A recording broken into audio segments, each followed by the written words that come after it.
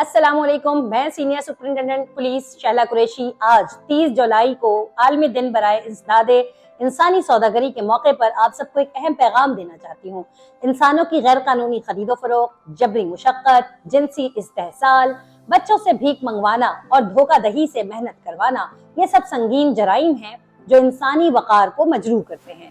اگر آپ کے علم میں کوئی ایسا واقعہ آئے جہاں کسی مرد، عورت یا بچے سے زبردستی کام پر مجبور کیا جا رہا ہو، کمرشل سیکس ٹریڈنگ میں جھونکا جا رہا ہو یا انہیں کسی بھی شکل میں استحصال کا نشانہ بنایا جا رہا ہو تو خاموش مت رہیے، فوراً اطلاع دیں۔